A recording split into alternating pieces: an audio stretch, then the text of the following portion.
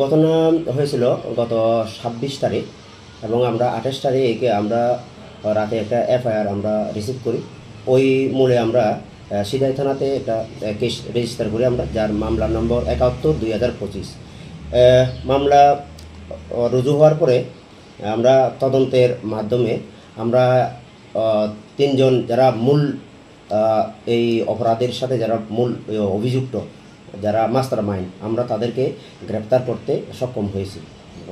আর কয়জন আছে এই কেসের মধ্যে? এটা আমরা ওই যদি কেউ দেখে থাকে ইনভলভ, আমরা কালকে আমরা তাদেরকে কোর্টে ফরওয়ার্ড করার পরে আমরা ইন্টারোগেশন করার পরে আমরা বাদ বাকি আর কি কে থাকতে পারে আমরা তার তদন্ত। অ্যাকচুয়ালি এই ইস্যুটা, মার্ডার ইস্যুটা কি নিয়ে? অ্যাকচুয়ালি এটা মার্ডার ইস্যুটা একটু তাদের একটা সন্দেহবশত। এখানেও একজন গ্রামের 2টা পরিবারে প্রায় সময় রোগাগ্রস্ত থাকতেন।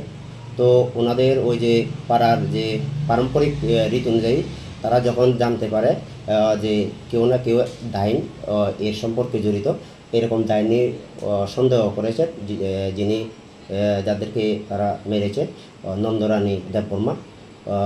তো ওনাকে ওই ডাইনি সন্দেহ করে তারা তাদের বাড়িতে তাদেরকে মেরে, মানে এরপরে ঝুলিয়ে, গামছাচার ঝুলিয়ে মেরে ফেলে আর কি। কীভাবে মানে তাদেরকে মেরেছিল? প্রথমে আসলে খিলবুসি এই সময় পরে মৃত্যুটা নিশ্চিত করার জন্য একটা জানালার সাথে গামছা পেঁচিয়ে মৃত্যুটা নিশ্চিত করে আর কি।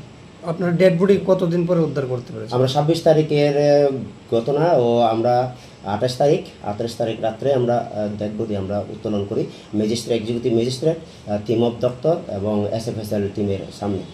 এরপর আমরা যথারীতি উত্তোলন করার পরে আমরা মোহনপুর স্বাস্থ্য কেন্দ্রে আমরা ডেড বডি পাঠাই। ওখানে যথারীতি পরের দিন পোস্টমর্টম সম্পন্ন হয়েছে। যেই গ্রামে এই ঘটনা সংঘটিত হয়েছে সেখানকার ল অ্যান্ড অর্ডার সিচুয়েশন কেমন রয়েছে? ল অ্যান্ড অর্ডার তো আমাদের ডেভেলপমেন্ট আছে, পুলিশ এবং অন্যান্য স্টাফ ডেভেলপমেন্ট আছে, এখন মোটামুটি নর্মাল। ৩ জনকে আটক করা হয়েছে, এদের কি নাম?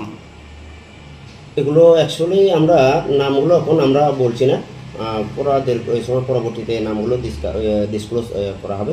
তদন্তের সাথে আমরা এগুলোকে আপাতত আমরা নাম ডিসক্লোজ করছি না আর কি।